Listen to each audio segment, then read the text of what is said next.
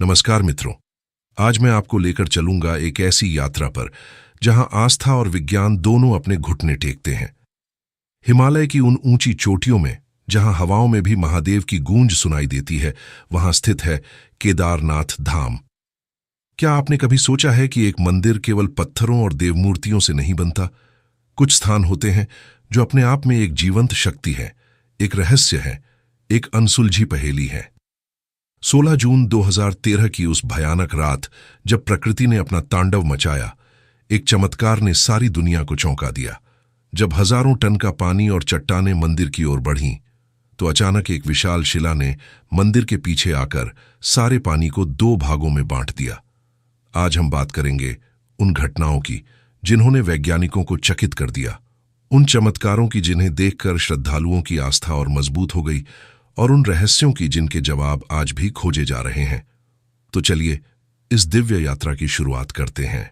उत्तराखंड के रुद्रप्रयाग जिले में समुद्र तल से 11,755 फीट की ऊंचाई पर स्थित है केदारनाथ धाम। यह केवल एक संख्या नहीं है मित्रों। इस ऊंचाई पर पहुंचने का मतलब है कि आप उस स्थान पर खड़े हैं जहां ऑक्सीजन की मात्रा सामान्य से आधी है। मंदिर के चारों ओर खड़े हैं 3 विशालकाय पर्वत: केदार पर्वत 22,000 फीट, खर्चकुंड 21,600 फीट और भरतकुंड 22,700 फीट। यह पर्वत श्रृंखलाएं इतनी प्रभावशाली हैं कि देखने वाले को लगता है मानो प्रकृति ने स्वयं यहां एक प्राकृतिक मंदिर बनाया हो। इन पर्वतों से निकलकर 5 नदियां बहती हैं: मंदाकिनी, मधुगंगा, चिरगंगा, सरस्वती और स्वर्णदरी। अकेली मंदाकिनी नदी ही इस क्षेत्र की जीवनदायिनी है। केदारनाथ मंदिर की स्थिति इतनी रणनीतिक है कि यह 3 पर्वत शिखरों से घिरा हुआ है जो इसे प्राकृतिक सुरक्षा प्रदान करते हैं। लेकिन यहां सवाल उठता है, इतनी दुर्गम जगह पर जहां आज भी पहुंचना चुनौती है, वहां हजारों साल पहले इतना भव्य मंदिर कैसे बना, जब ना तो आधुनिक मशीनें थीं, ना सड़कें थीं, ना हेलीकॉप्टर थे? यह पहला रहस्य है जो हमें सोचने पर मजबूर करता है कि हमारे पूर्वजों के पास कौन सी तकनीक और ज्ञान था। अब मैं आपको ले चलूंगा उस भयानक रात में जब प्रकृति ने अपना सबसे विनाशकारी रूप दिखाया। 16 जून 2013। यह तारीख केदारनाथ के इतिहास में काले अक्षरों में लिखी गई है। सुबह से ही मौसम अजीब था। हजारों भक्त अपनी यात्रा पर निकल रहे थे, लेकिन आसमान में काले बादल छाए हुए थे। दोपहर तक बारिश शुरू हो गई थी और शाम तक यह तूफान का रूप ले चुकी थी। चौराबाड़ी ग्लेशियर, जो वर्षों से धीरे धीरे पिघल रहा था, अचानक तेजी से पिघलने लगा। इससे चौराबाड़ी झील का जलस्तर खतरनाक रूप से बढ़ने लगा। यह झील लगभग 105 किलोमीटर चौड़ी थी और इसमें लाखों लीटर पानी था। रात के 9 बजे के करीब चौराबाड़ी झील का प्राकृतिक बांध टूट गया। एक साथ अरबों लीटर पानी निकला और तेजी से केदार घाटी की ओर बढ़ने लगा। यह केवल पानी नहीं था, इसके साथ विशालकाय चट्टानें, पेड़, मिट्टी और मलबा भी था। मंदाकिनी नदी का जल स्तर सामान्य से 15 गुना बढ़ गया।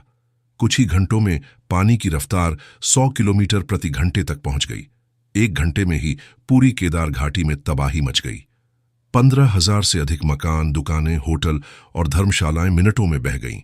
सरकारी आंकड़ों के अनुसार 5,748 लोग मारे गए, लेकिन वास्तविक संख्या इससे कहीं अधिक मानी जाती है।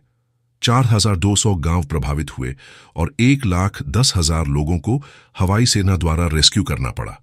लेकिन अब आता है वह चमत्कार जिसने सबको हैरान कर दिया। जब यह प्रलय केदारनाथ मंदिर की ओर बढ़ रहा था, तो अचानक एक विशाल चट्टान, जिसका वजन लगभग 1,000 मीट्रिक टन था, बाढ़ के साथ बहती हुई आई और मंदिर के ठीक पीछे रुक गई। ये चट्टान 20 फीट चौड़ी, 12 फीट ऊंची और 30 फीट लंबी थी। ये इतनी सटीकता से रुकी कि इसने पूरे जल प्रवाह को 2 भागों में बांट दिया। पानी मंदिर के दोनों तरफ से निकल गया, लेकिन मंदिर को छू तक नहीं पाया। इस चट्टान को लोगों ने भीमशिला का नाम दिया। लेकिन यह नाम क्यों? क्योंकि स्थानीय मान्यता के अनुसार यह महाभारत के वीर योद्धा भीम की शक्ति का प्रतीक है। सवाल यह है, क्या यह केवल संयोग था? 1,000 टन भारी चट्टान का ठीक उसी जगह रुकना जहां मंदिर की सुरक्षा हो सके? भौगोलविद आज भी इसका जवाब खोज रहे हैं। वैज्ञानिकों के अनुसार यह चट्टान कम से कम 5 किलोमीटर दूर से आई थी, लेकिन यह कैसे संभव है कि इतनी तेज धारा में बहने के बाद भी यह ठीक उसी जगह रुक गई जहां मंदिर की रक्षा हो सके। अब आइए जानते हैं वह कथा जो केदारनाथ मंदिर की नींव से जुड़ी है। यह कहानी केवल एक धार्मिक कथा नहीं है, बल्कि मानवीय पश्चाताप और दिव्य क्षमा का अद्भुत उदाहरण है। महाभारत युद्ध समाप्त हो चुका था। 18 दिन तक चले इस महासंग्राम में लाखों योद्धा मारे गए थे। पांडव विजयी थे, लेकिन उनके मन में गहरा दुख था। उन्होंने अपने ही भाइयों, गुरुओं और परिजनों से युद्ध किया था। युधिष्ठिर का मन विशेष रूप से भारी था। उन्होंने भीष्म पितामह, द्रोणाचार्य और अपने सगे भाइयों से युद्ध किया था। एक दिन वे श्री कृष्ण के पास गए और कहा, हे मधुसूदन, हमने अपने ही कुल का नाश किया है। भले ही यह धर्म युद्ध था, लेकिन इस पाप से मुक्ति कैसे मिलेगी? श्री कृष्ण ने गंभीरता से कहा, पांडवों, तुमने युद्ध में विजय तो पाई है, लेकिन ब्रह्म हत्या का पाप भी लगा है। गुरुजनों और अपने ही परिवार के लोगों से युद्ध करने का पाप भारी है। इससे मुक्ति केवल महादेव ही दिला सकते हैं। इसके बाद पांडव द्रौपदी सहित भगवान शिव की खोज में निकले। सबसे पहले वे काशी पहुंचे, लेकिन भगवान शिव वहां नहीं मिले। फिर वे गुप्त काशी गए, वहां भी दर्शन नहीं हुए। दरअसल भगवान शिव पांडवों से नाराज थे। वे नहीं चाहते थे कि पांडव आसानी से क्षमा पा जाएं। उन्हें लगता था कि पांडवों को अपने कर्मों का पूरा प्रायश्चित करना चाहिए। इसलिए वे नंदी बैल का रूप धारण करके हिमालय की ऊंची चोटियों में छुप गए। पांडव हार मानने वाले नहीं थे। वे हिमालय की हर गुफा, हर पहाड़, हर वन में महादेव को खोजते रहे। महीनों की कड़ी तपस्या के बाद आखिरकार उन्हें केदार क्षेत्र में नंदी का झुंड दिखाई दिया। भीम ने एक चतुर युक्ति सोची। उन्होंने अपना विशाल रूप धारण किया और अपने पैर पहाड़ के दोनों ओर इतने फैलाए कि कोई भी जानवर बीच से न निकल सके। सभी जानवर भीम के पैरों के नीचे से निकलने लगे, लेकिन एक बैल ने ऐसा करने से मना कर दिया। भीम समझ गया कि यही भगवान शिव हैं। जैसे ही उसने बैल को पकड़ने की कोशिश की, शिवजी धरती में समाने लगे। भीम ने तुरंत उनका पिछला हिस्सा, पीठ का भाग पकड़ लिया। भगवान शिव पांडवों की भक्ति और दृढ़ता से प्रसन्न हुए। उन्होंने दर्शन दिए और कहा, तुम्हारी तपस्या सफल हुई। मैं तुम्हारे पापों से मुक्त करता हूं, लेकिन चूंकि तुमने मेरी पीठ पकड़ी है, इसलिए मैं यहां इसी रूप में स्थित रहूंगा। तभी से भगवान शिव केदारनाथ में बैल की पीठ के रूप में विराजमान है। यही कारण है कि केदारनाथ का शिवलिंग अन्य मंदिरों से अलग दिखता है। यह एक बैल की पीठ के आकार का है। पांडवों ने उसी स्थान पर एक मंदिर का निर्माण किया। कहा जाता है कि भगवान शिव के शरीर के अलग अलग हिस्से 5 अलग स्थानों पर प्रकट हुए। केदारनाथ में पीठ, तुंगनाथ में भुजाएं, रुद्रनाथ में मुख, मध्यमहेश्वर में नाभि और कल्पेश्वर में जटा। यही है पंच केदार, और केदारनाथ इन सब में सबसे प्रमुख माना जाता है। 8वीं शताब्दी में भारतीय धर्म और दर्शन के इतिहास में एक महान व्यक्तित्व का प्रवेश हुआ, आदि शंकराचार्य। केरल के कलाड़ी गांव में जन्मे इस बालक ने मात्र 8 वर्ष की आयु में संन्यास लिया और पूरे भारत की यात्रा करके धर्म का पुनरुद्धार किया। उस समय भारत में धर्म की स्थिति दयनीय थी।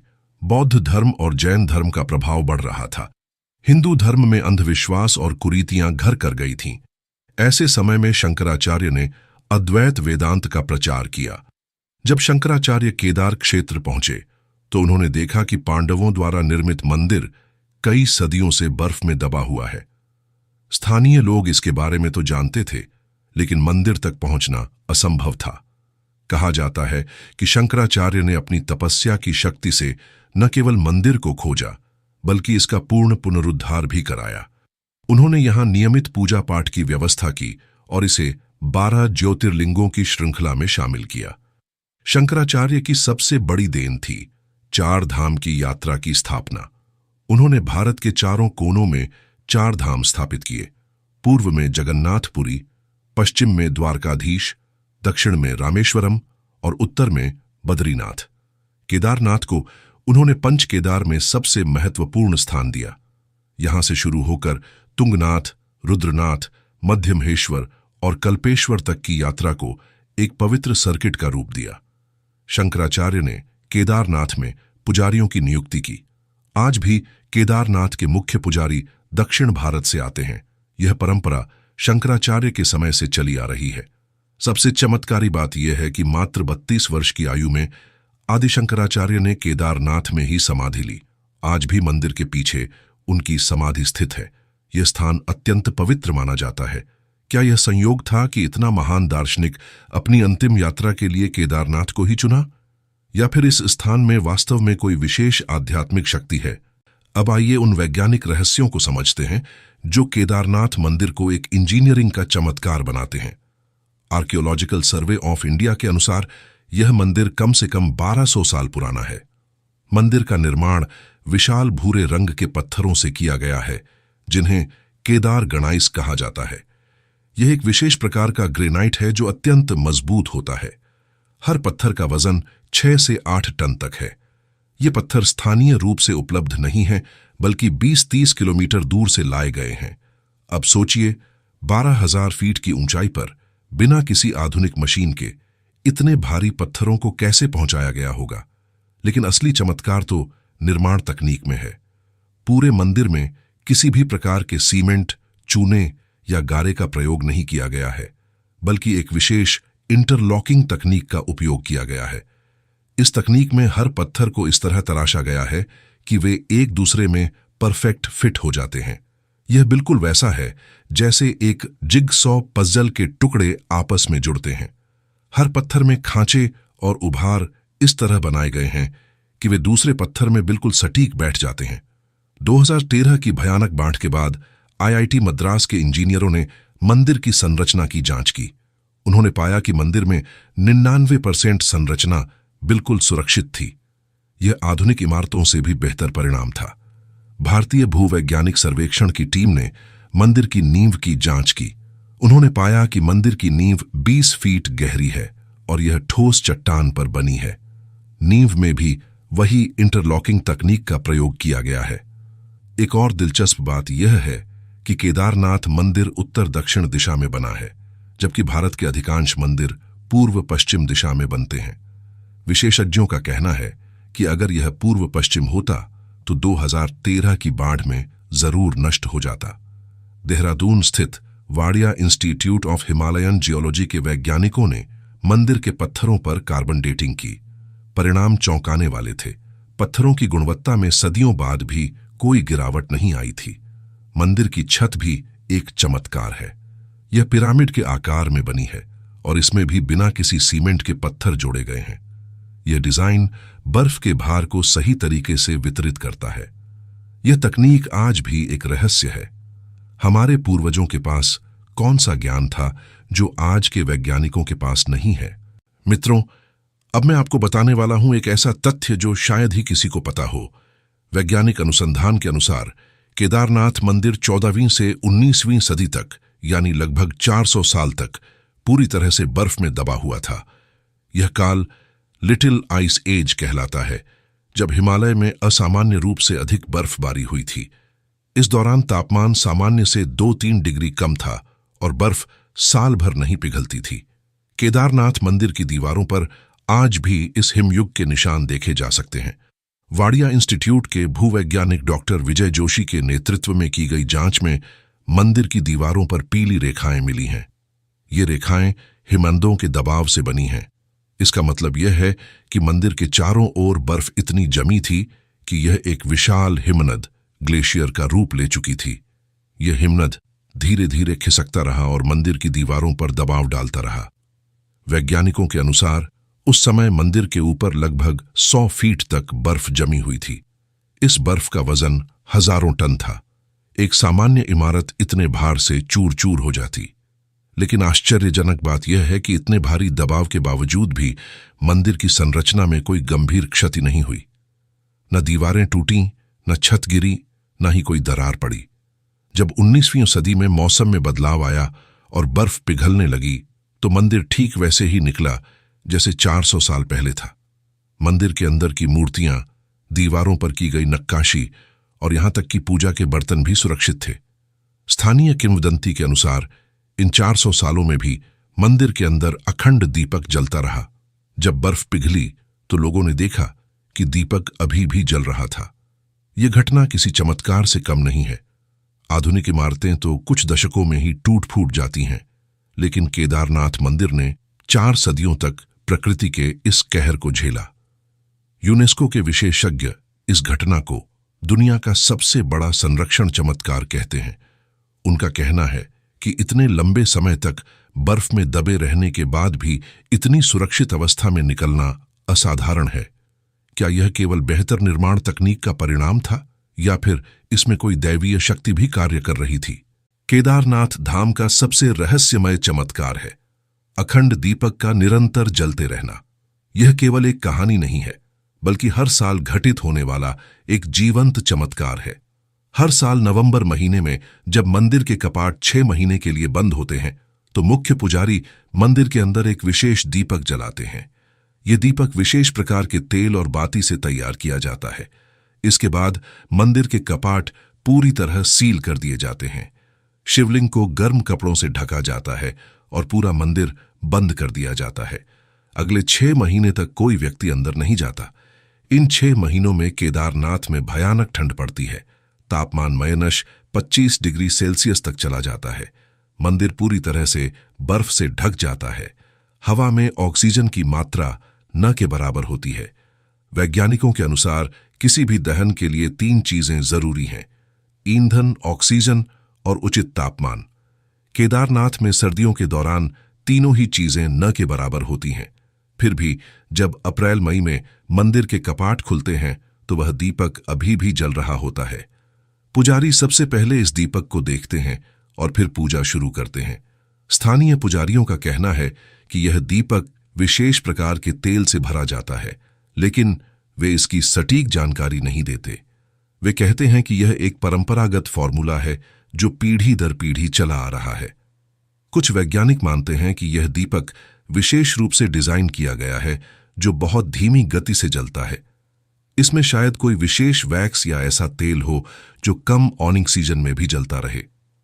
एक अन्य सिद्धांत यह है कि मंदिर के अंदर कोई प्राकृतिक गैस का स्रोत हो सकता है जो दीपक को जलाए रखता है, लेकिन अब तक भूवैज्ञानिक सर्वेक्षण में इसका कोई प्रमाण नहीं मिला है।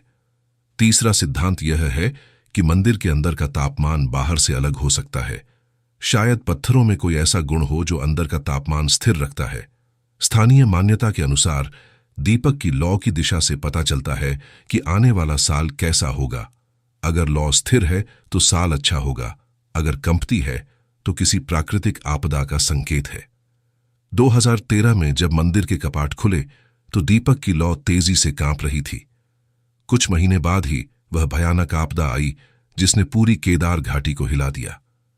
यह रहस्य आज भी अनसुलझा है और शायद यही केदारनाथ की सबसे बड़ी खूबसूरती है। अब मैं आपको बताता हूं एक ऐसा तथ्य जो आपको चकित कर देगा। अगर आप भारत का नक्शा उठाकर देखें तो एक चौंकाने वाली बात सामने आती है। भारत के प्रमुख शिव मंदिर लगभग 69 डिग्री पूर्वी देशांतर रेखा पर स्थित हैं। यह केवल 1 या 2 मंदिर की बात नहीं है, बल्कि पूरी एक श्रृंखला है। केदारनाथ से शुरू करते हैं तो यह श्रृंखला इस प्रकार है: सबसे उत्तर में उत्तराखंड का केदारनाथ, फिर मध्य प्रदेश में कालेश्वर और ओंकारेश्वर, उसके बाद उज्जैन का महाकालेश्वर और अंत में सबसे दक्षिण में तमिलनाडु का रामेश्वरम। यदि आप नक्शे पर इन सभी मंदिरों को जोड़ें तो एक लगभग सीधी रेखा बनती है। यह रेखा भारत को उत्तर से दक्षिण तक काटती है। यह केवल संयोग नहीं हो सकता। प्राचीन काल में जब जीपीएस या आधुनिक मैपिंग तकनीक नहीं थी, तो हमारे पूर्वजों को इस भौगोलिक संरेखण की जानकारी कैसे थी? उज्जैन के महर्षि पाणिनि संस्कृत विश्वविद्यालय के प्रोफेसर डॉक्टर उपेंद्र भार्गव का मानना है कि इन मंदिरों की स्थापना में अक्षांश और देशांतर का पूरा ध्यान रखा गया था। यह किसी उच्च स्तरीय गणितीय और खगोलीय ज्ञान का परिणाम है। पश्चिमी विद्वानों के अनुसार दुनिया में कुछ विशेष ऊर्जा रेखाएं, एनर्जी लाइंस होती हैं, जिन्हें ले लाइंस कहा जाता है। इन रेखाओं पर स्थित स्थानों में विशेष आध्यात्मिक ऊर्जा होती है। इंग्लैंड के स्टोनहेंज, मिस्र के पिरामिड और पेरू के माचू पिच्चू भी ऐसी ही ऊर्जा रेखाओं पर स्थित हैं। दुनिया भर में प्राचीन सभ्यताओं ने अपने धार्मिक स्थल इन रेखाओं पर बनाए हैं। भारतीय परंपरा में इसे नाड़ी मंडल और वास्तु चक्र के रूप में जाना जाता है। प्राचीन ऋषि मुनियों ने इन ऊर्जा प्रवाहों को समझकर ही मंदिरों की स्थापना की थी। 69 डिग्री देशांतर पर स्थित यह शिव मंदिर एक विशाल आध्यात्मिक चक्र बनाते हैं। केदारनाथ इस चक्र का सबसे उत्तरी और सबसे महत्वपूर्ण बिंदु है। कुछ आध्यात्मिक गुरुओं का मानना है कि यह रेखा पूरे भारत की आध्यात्मिक ऊर्जा को संतुलित रखती है। जब भी इस रेखा पर कोई समस्या होती है तो पूरे देश पर इसका प्रभाव पड़ता है। 2013 की केदारनाथ आपदा को भी कुछ लोग इसी संदर्भ में देखते हैं। क्या यह प्रकृति का संकेत था कि हम अपनी आध्यात्मिक विरासत की उपेक्षा कर रहे हैं? आधुनिक भौतिक विज्ञान भी मानता है कि पृथ्वी पर चुंबकीय रेखाएं होती हैं। शायद हमारे पूर्वजों ने इन्हीं चुंबकीय रेखाओं को आध्यात्मिक ऊर्जा के रूप में समझा था। केदारनाथ से जुड़ी एक अत्यंत रोचक और रहस्यमय कथा है जो हर शिव भक्त को प्रेरणा देती है। यह घटना उस समय की है जब केदारनाथ के कपाट 6 महीने के लिए बंद हो जाते हैं। हर साल नवंबर महीने में भैया दूज के दिन केदारनाथ मंदिर के कपाट बंद कर दिए जाते हैं। इसके बाद मंदिर में कोई पूजा पाठ नहीं होती और श्रद्धालुओं का आना जाना भी बंद हो जाता है। पूरा क्षेत्र बर्फ से ढक जाता है और जीवन थम सा जाता है। एक बार की बात है, एक परम शिव भक्त कई दिनों की कड़ी यात्रा करके केदारनाथ पहुंचा, लेकिन वह इतना विलंब से पहुंचा कि मंदिर के कपाट पहले ही बंद हो चुके थे। स्थानीय लोगों ने उसे बताया कि अब अगले 6 महीने तक मंदिर नहीं खुलेगा। भक्त का मन टूट गया। उसने कहा, मैंने इतनी दूर से यात्रा की है, क्या भोलेनाथ के दर्शन के बिना ही वापस जाना पड़ेगा? स्थानीय लोगों ने उसे समझाया कि यहां रुकना खतरनाक है, बर्फबारी शुरू हो जाएगी और रास्ते बंद हो जाएंगे। लेकिन भक्त ने कहा, मैं यहीं रुकूंगा, भले ही मंदिर बंद हो, लेकिन मेरे भोलेनाथ तो यहीं हैं। वह भक्त मंदिर के बाहर ही बैठकर भजन कीर्तन करने लगा। रात का समय था, तेज हवा चल रही थी और बर्फबारी शुरू हो चुकी थी। तापमान 0 से नीचे था। भक्त ठिठुर रहा था, लेकिन उसकी भक्ति में कोई कमी नहीं आई। वह लगातार हर हर महादेव का जाप करता रहा। रात के करीब 12 बजे अचानक भक्त ने देखा कि एक अघोरी साधु उसकी तरफ आ रहा है। अघोरी की पूरी देह पर भस्म लगी थी, लंबी जटाएं थीं, गले में रुद्राक्ष की माला और हाथ में डमरू था। अघोरी ने भक्त से पूछा, इतनी ठंड में यहां क्यों बैठे हो? मंदिर तो बंद है। भक्त ने कहा, महाराज, मैं अपने भोलेनाथ के दर्शन के लिए आया हूं। मंदिर भले ही बंद हो, लेकिन मेरे शिव तो यहीं हैं। मैं यहीं बैठकर उनकी आराधना करूंगा। अघोरी ने मुस्कुराकर कहा, तो क्या तुम्हें लगता है कि शिव केवल मंदिर के अंदर हैं? भक्त ने कहा, नहीं महाराज, शिव तो सर्वत्र हैं, लेकिन यह स्थान विशेष है। यहां उनकी उपस्थिति अधिक अनुभव होती है। अघोरी ने कहा, अच्छा, तो तुम मेरे साथ चलो। मैं तुम्हें एक ऐसी जगह ले चलता हूं जहां तुम्हें शिव के वास्तविक दर्शन होंगे। भक्त अघोरी के साथ चल पड़ा। अघोरी उसे मंदिर के पीछे एक गुफा में ले गया। वहां अघोरी ने अपना परिचय दिया और कहा, मैं यहां कई सालों से तपस्या कर रहा हूं। अघोरी ने भक्त को बैठाया और कहा, अब तुम ध्यान लगाओ और शिव का स्मरण करो। जैसे ही भक्त ने आंखें बंद कीं, उसे एक अद्भुत प्रकाश दिखाई दिया। अचानक उस प्रकाश से भगवान शिव प्रकट हुए। भक्त को समझ आ गया कि यह अघोरी और कोई नहीं, स्वयं महादेव हैं। भक्त ने जब आंखें खोलीं तो अघोरी वहां नहीं था। केवल हवा में हर हर महादेव की गूंज सुनाई दे रही थी। अगली सुबह जब ग्रामीण भक्त को ढूंढने आए तो उन्होंने देखा कि वह गहरी समाधि में बैठा है और उसके चेहरे पर अद्भुत तेज है। यह कथा बताती है कि शिव की भक्ति मात्र मंदिर के कपाट खुलने पर निर्भर नहीं करती। सच्ची भक्ति के सामने सारी बाधाएं छोटी हैं। भगवान शिव हमेशा अपने भक्तों के पास होते हैं, चाहे वे किसी भी रूप में हों। केदारनाथ से जुड़ी एक और रहस्यमय कथा है भैरवनाथ की। भैरव भगवान शिव का एक विकराल रूप है जो रक्षक के रूप में जाना जाता है। केदारनाथ के पास ही भैरवनाथ का एक छोटा मंदिर है। मान्यता के अनुसार जब केदारनाथ मंदिर के कपाट 6 महीने के लिए बंद होते हैं तो भैरवनाथ मंदिर की रक्षा करते हैं। यह केवल एक कहानी नहीं है, बल्कि स्थानीय लोगों का दृढ़ विश्वास है। स्थानीय लोगों का कहना है कि सर्दियों की रातों में अक्सर मंदिर के आसपास घंटियों की आवाज और मंत्रों का जाप सुनाई देता है। कई बार रहस्यमय प्रकाश भी दिखाई देता है, लेकिन जब लोग देखने जाते हैं तो वहां कोई नहीं होता।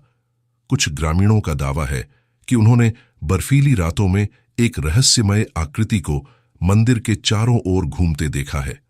वह आकृति अत्यंत तेजस्वी होती है और उसके हाथ में त्रिशूल होता है। वे मानते हैं कि यह भैरवनाथ हैं जो रात में मंदिर की रक्षा करते हैं। एक बार की घटना है। कुछ चोरों ने सोचा कि मंदिर बंद है तो वे अंदर जाकर कुछ कीमती सामान चुरा सकते हैं। जब वे रात में मंदिर के पास पहुंचे तो उन्हें एक भयानक गर्जना सुनाई दी। अचानक उन्होंने देखा कि एक विशाल काय आकृति उनके सामने खड़ी है। उसकी आंखें आग की तरह जल रही थीं और हाथ में त्रिशूल था। चोर डर के मारे भाग खड़े हुए। अगले दिन जब ग्रामीणों को पता चला तो वे समझ गए कि भैरवनाथ ने मंदिर की रक्षा की है।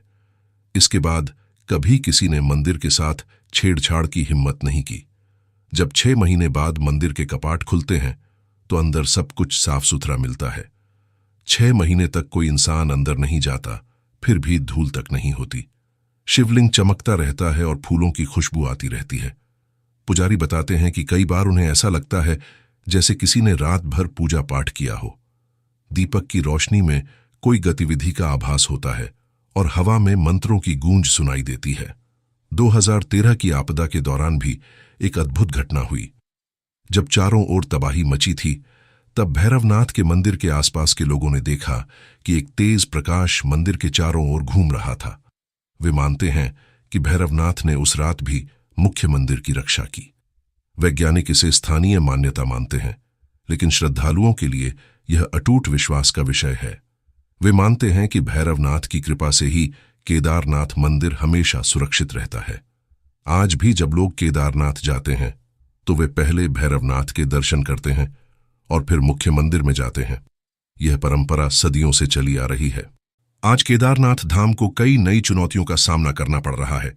बढ़ता पर्यटन, सोशल मीडिया का प्रभाव और अनियंत्रित विकास इस पवित्र स्थल की मूल पहचान को खतरे में डाल रहा है। 2024 में केवल मई महीने में ही 75,000 से अधिक श्रद्धालु केदारनाथ पहुंचे। यह संख्या हर साल बढ़ती जा रही है। 2019 में यह संख्या 35,000 थी, जो अब दोगुनी हो गई है। लेकिन सवाल यह है कि क्या केदारनाथ की नाजुक पारिस्थितिकी इतने भार को सह सकती है? हेलीकॉप्टर सेवा, वीआईपी दर्शन और लग्जरी होटलों ने केदारनाथ को एक पर्यटन स्थल बना दिया है। आज लोग यहां रील बनाने, शादी की फोटोशूट करने और सेल्फी लेने आते हैं। मंदिर के अंदर भी लोग वीडियो बनाते हैं, जो पवित्रता के विपरीत है। 2018 में केदारनाथ फिल्म आने के बाद युवाओं में इस स्थल की लोकप्रियता और बढ़ गई। लेकिन इस लोकप्रियता का एक नकारात्मक प्रभाव यह हुआ है कि लोग इसे एक फिल्मी लोकेशन की तरह देखने लगे हैं। हिमालय के भूविज्ञानी चेतावनी दे रहे हैं कि अत्यधिक निर्माण कार्य और भीड़ से केदार क्षेत्र की भूगर्भीय स्थिति अस्थिर हो रही है। रास्ते चौड़ा करने के लिए पहाड़ों को काटा जा रहा है, जिससे भूस्खलन का खतरा बढ़ रहा है। केदारनाथ से गुप्त काशी तक का रास्ता अब पूरी तरह बदल गया है। जहां पहले केवल पैदल रास्ता था, वहां अब 4 लेन सड़क बन रही है। इसके लिए हजारों पेड़ काटे गए हैं और पहाड़ों को तोड़ा गया है। पर्यावरणविदों का कहना है कि 2013 जैसी आपदा दोबारा आ सकती है अगर हमने विकास और संरक्षण के बीच संतुलन नहीं बनाया। उनका कहना है कि हिमालय एक युवा पर्वत श्रृंखला है जो अभी भी बन रही है, इसलिए यहां अतिरिक्त निर्माण खतरनाक है। स्थानीय समुदाय भी परेशान है। पारंपरिक रूप से केदारनाथ एक शांत ध्यान और तपस्या का स्थल था। यहां आने वाले लोग महीनों तक तपस्या करते थे, लेकिन अब यहां शोरगुल, भीड़भाड़ और व्यावसायीकरण का माहौल है। पानी की समस्या भी गंभीर है। इतने अधिक पर्यटकों के लिए पानी की व्यवस्था करना मुश्किल हो रहा है। कई बार पानी की किल्लत के कारण स्थानीय लोगों को परेशानी होती है। कचरे की समस्या भी बढ़ रही है। हर दिन टनों कचरा निकलता है, जिसे ठिकाने लगाना मुश्किल है। प्लास्टिक का कचरा पर्यावरण के लिए विशेष रूप से हानिकारक है। कई संत और आध्यात्मिक गुरु चिंता जता रहे हैं कि केदारनाथ अपनी मूल पहचान खो रहा है। वे कहते हैं कि मंदिर केवल दर्शन की जगह नहीं है, बल्कि आत्मिक शुद्धिकरण का स्थान है। सरकार को एक कठिन निर्णय लेना होगा। क्या विकास के नाम पर हम अपनी सबसे पवित्र विरासत को खो देंगे या फिर संरक्षण को प्राथमिकता देंगे? कुछ विशेषज्ञों का सुझाव है कि केदारनाथ की यात्रा को सीमित करना चाहिए। दिन में केवल एक निश्चित संख्या में लोगों को अनुमति देनी चाहिए। साथ ही पर्यावरण शुल्क भी बढ़ाना चाहिए। मित्रों, केदारनाथ धाम की इस दिव्य यात्रा के अंत में हम पाते हैं कि यह स्थान केवल पत्थरों और मूर्तियों का संग्रह नहीं है। यह हमारी सभ्यता की गौरव गाथा है, हमारे पूर्वजों के अद्भुत ज्ञान का प्रमाण है और प्रकृति के साथ तालमेल का जीवंत उदाहरण है। 2013 की आपदा में भीमशिला का चमत्कार हमें दिखाता है कि प्रकृति और अध्यात्म के बीच एक अदृश्य संबंध है। 400 साल तक बर्फ में दबे रहना हमें बताता है कि अच्छी नींव पर बनी चीजें समय के थपेड़ों को सह लेती हैं। अखंड दीपक का रहस्य हमें सिखाता है कि सच्ची आस्था कभी नहीं बुझती। 69 डिग्री देशांतर की श्रृंखला हमें दिखाती है कि हमारे ऋषियों के पास कोई दिव्य ज्ञान था जिसे आज भी हम पूरी तरह नहीं समझ सके हैं। अघोरी के रूप में शिव के दर्शन की कथा हमें बताती है कि भगवान हमेशा अपने भक्तों के पास हैं, चाहे वे किसी भी रूप में हों। और भैरवनाथ की रक्षा की गाथा हमें सिखाती है कि दिव्य शक्तियां हमेशा अच्छाई की रक्षा करती हैं। लेकिन सबसे बड़ा संदेश यह है कि विकास और संरक्षण दोनों साथ चल सकते हैं। हमें केदारनाथ को सुलभ बनाना है, लेकिन इसकी पवित्रता को नष्ट नहीं करना है। हर आने वाले श्रद्धालु को यह समझना होगा कि वे केवल पर्यटक नहीं हैं, बल्कि एक पवित्र परंपरा के वाहक हैं। केदारनाथ में आकर सेल्फी लेना या रील बनाना उतना महत्वपूर्ण नहीं है जितना अपने आप से मिलना और प्रकृति के साथ तालमेल बनाना। केदारनाथ हमसे प्रश्न करता है, क्या हम अपनी प्राचीन विरासत को संभालने के काबिल हैं? क्या हम विकास के नाम पर अपनी आत्मा को खो देंगे? जब तक केदारनाथ की चोटियों में बर्फ गिरेगी, जब तक मंदाकिनी नदी बहेगी, जब तक हिमालय खड़ा रहेगा, तब तक यह पवित्र धाम हमसे यही सवाल करता रहेगा। आइए हम सब मिलकर संकल्प लें कि केदारनाथ की पवित्रता को बनाए रखेंगे। इसे एक पर्यटन स्थल नहीं, बल्कि आध्यात्मिक तीर्थ के रूप में देखेंगे। केदारनाथ के ये रहस्य हमें याद दिलाते हैं कि इस संसार में कुछ चीजें आज भी विज्ञान की पहुंच से परे हैं, और शायद यही इस स्थान की सबसे बड़ी खूबसूरती है। यह स्थान हमें सिखाता है कि आस्था और विज्ञान विरोधी नहीं है, बल्कि एक ही सत्य के दो पहलू हैं। केदारनाथ में जो चमत्कार होते हैं वे हमारी समझ को बढ़ाते हैं और हमें नम्र बनाते हैं। हर हर महादेव। अगर यह कहानी आपको अच्छी लगी तो लाइक करें, शेयर करें और ऐसी ही रहस्यमय कहानियों के लिए चैनल को सब्सक्राइब करें। कमेंट में बताएं कि केदारनाथ के कौन से रहस्य ने आपको सबसे ज्यादा प्रभावित किया। और अगर आपने कभी केदारनाथ की यात्रा की है तो अपने अनुभव भी शेयर करें। आप सभी के दर्शन जल्दी हों, यही मेरी कामना है। धन्यवाद। जय भोलेनाथ। हर हर महादेव।